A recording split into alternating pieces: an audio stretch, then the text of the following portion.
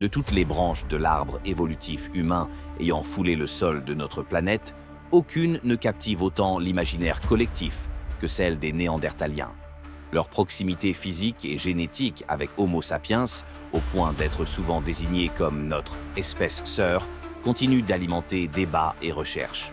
Une parenté si intime que leur héritage ADN persiste, subtilement tissé dans le génome de nombreuses populations humaines actuelles.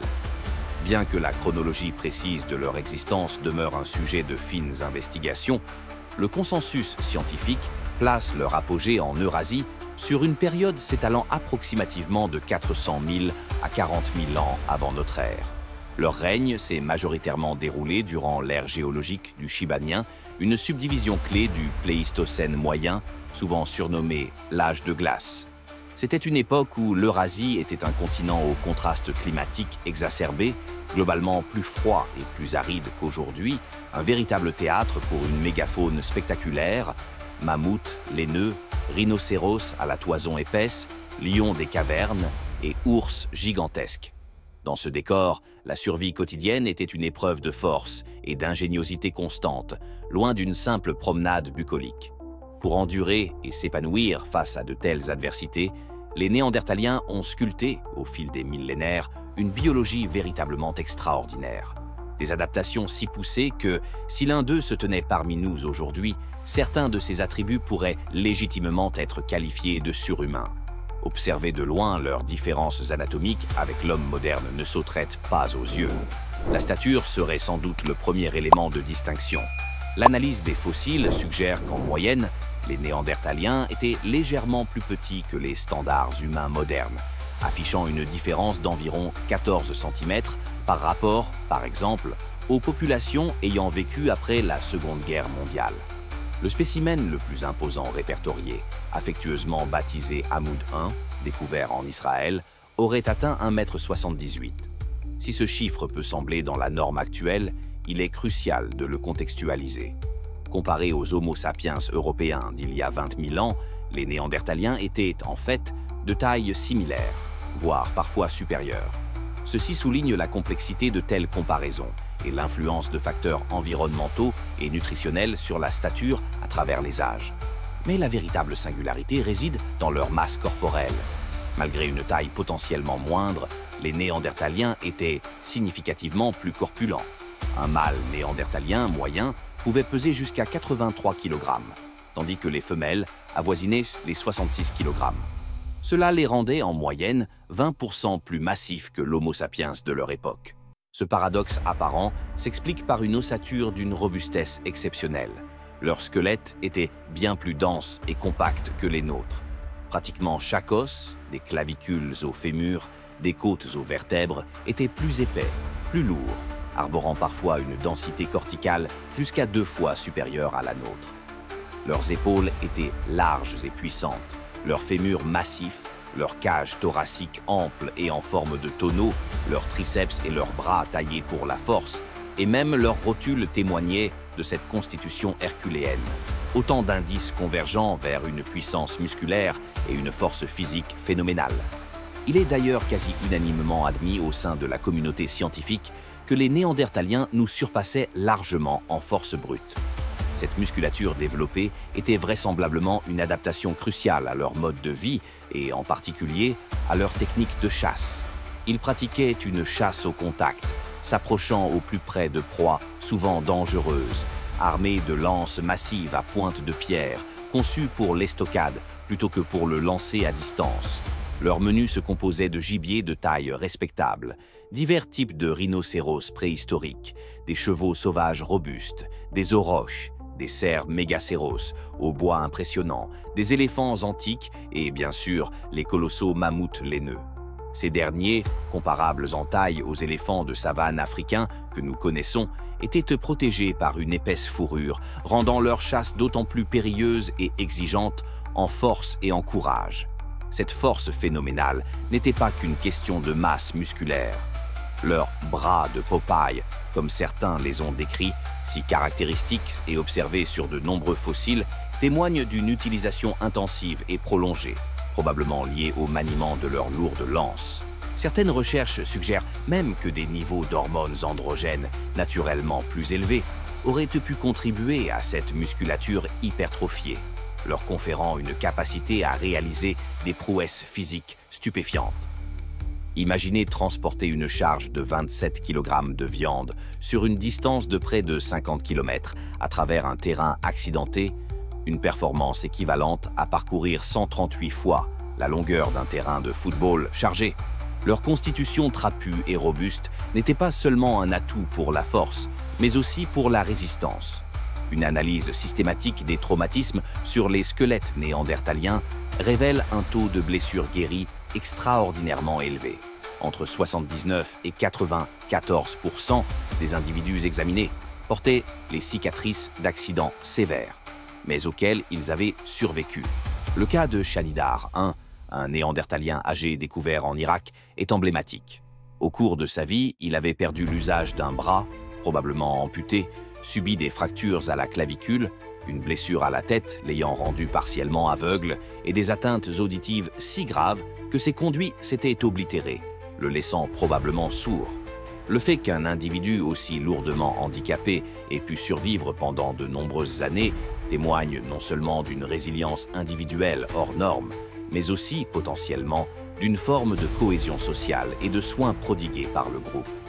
La source de ces multiples traumatismes est triple: les dangers inhérents à la chasse de gros animaux, les possibles conflits interpersonnels et les attaques d'autres prédateurs. Les rencontres avec la faune sauvage semblent avoir été particulièrement fréquentes et violentes.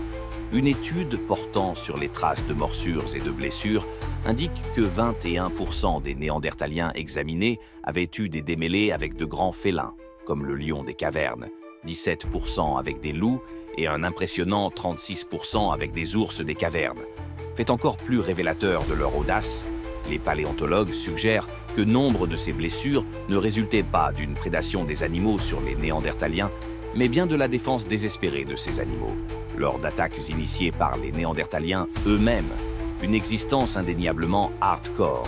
Même leur peau, bien que non conservée, aurait été adaptée. Les analyses génétiques suggèrent des gènes liés à une peau, des ongles et des cheveux plus épais, offrant une meilleure protection contre les éraflures, les coupures et les rigueurs du climat glaciaire.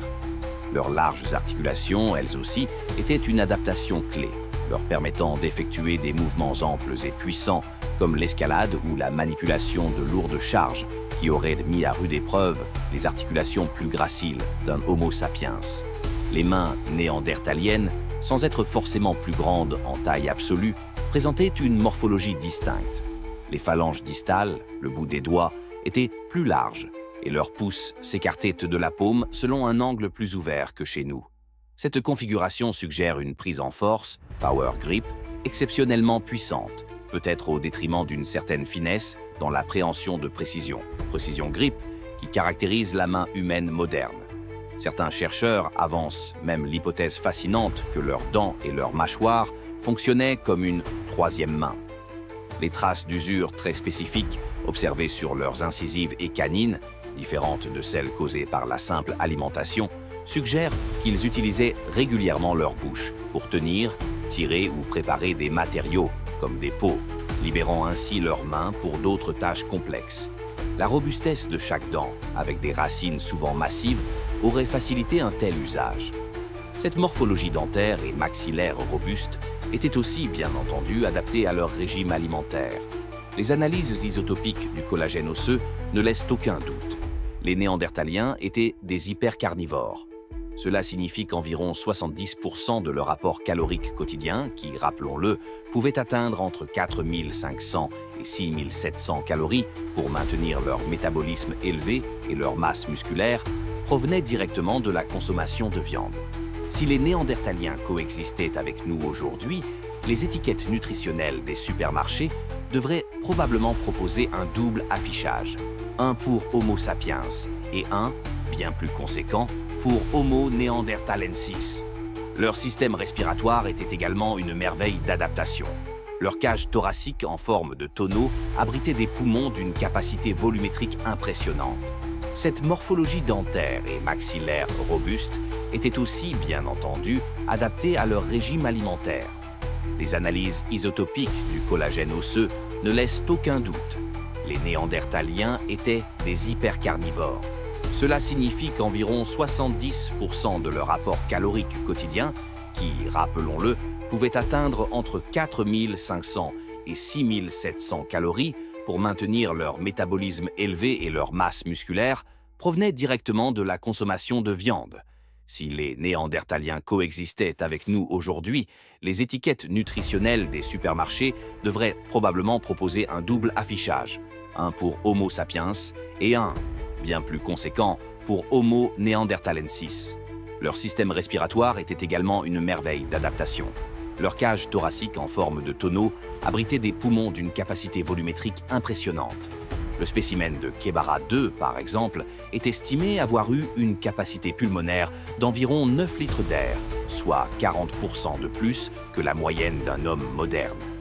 Même si certains athlètes d'élite actuels, comme le rameur olympique Pete Reed, affichent des capacités pulmonaires exceptionnelles aux alentours de 11 litres, bien que des chiffres plus anciens citaient 8,5 litres comme record, la moyenne néandertalienne était déjà stupéfiante. Leur nez large et proéminent n'était pas seulement une question d'esthétique, il jouait un rôle crucial. Cette large cavité nasale permettait de réchauffer et d'humidifier plus efficacement l'air froid et sec des steppes glaciaires avant qu'ils n'atteignent les poumons. De plus, la structure de leur fosse nasale aurait permis un flux d'air jusqu'à 100% plus rapide que chez l'homme moderne, facilitant une ventilation massive lors d'efforts intenses. Cette capacité à traiter de grands volumes d'air rapidement était essentielle pour soutenir leur métabolisme élevé, une nécessité dans les climats froids pour maintenir leur température corporelle et alimenter leurs activités physiques exigeantes. Avec de tels poumons, on pourrait s'attendre à ce que les Néandertaliens aient été des champions de l'endurance, capables de poursuivre leur proie sur de longues distances jusqu'à épuisement. Une technique de chasse, la course de persistance, parfois attribuée au premier Homo sapiens. Or, paradoxalement, les données anatomiques suggèrent le contraire. Les Néandertaliens étaient probablement de piètres coureurs de fond, mais d'excellents sprinteurs, capables de fulgurantes pointes de vitesse. Plusieurs indices le confirment. Leurs orteils, longs et larges, offraient une grande surface de contact pour une propulsion explosive. Leurs os des jambes, relativement courts par rapport à leur tronc, sont typiques des sprinteurs plutôt que des coureurs de fond, qui bénéficient de jambes plus longues pour une foulée plus ample. Même leurs tendons d'Achille, longs et étroits, étaient moins efficaces pour stocker et restituer l'énergie élastique nécessaire à la course d'endurance, contrairement aux tendons courts, larges et raides des marathoniens. La confirmation ultime de cette spécialisation pour la vitesse et la puissance, plutôt que pour l'endurance, vient de l'analyse de leurs fibres musculaires, déduite de leur génétique. Les humains possèdent un mélange de fibres musculaires à contraction lente, favorisant l'endurance, et à contraction rapide, favorisant la puissance et la vitesse. Les Néandertaliens, tout en possédant ce mélange, semblent avoir eu une proportion significativement plus élevée de fibres à contraction rapide. Cette prédominance convenait parfaitement à leur style de chasse par embuscade, nécessitant des accélérations soudaines et des efforts intenses sur de courtes durées pour maîtriser leur proie. Ainsi, si une rencontre incongrue avec un Néandertalien ressuscité devait se produire, préférez le défier sur un marathon plutôt que sur un 100 mètres. Vos chances de survie, ou du moins de victoire, seraient bien meilleures. Toute cette puissance explosive, cette force brute, était orchestrée par un cerveau qui, lui aussi, présentait des particularités notables. Les boîtes crâniennes néandertaliennes sont, en moyenne, plus volumineuses que celles des humains modernes. Environ 1640 cm3 pour les mâles et 1460 pour les femelles, soit près de 30% de plus. Cependant, la taille brute du cerveau n'est pas un indicateur direct et unique de l'intelligence. La structure cérébrale des Néandertaliens différait également. Leur cerveau avait une forme plus allongée et aplatie, moins globulaire que le nôtre, avec des lobes occipitaux, dédiés au traitement visuel, proportionnellement plus développés.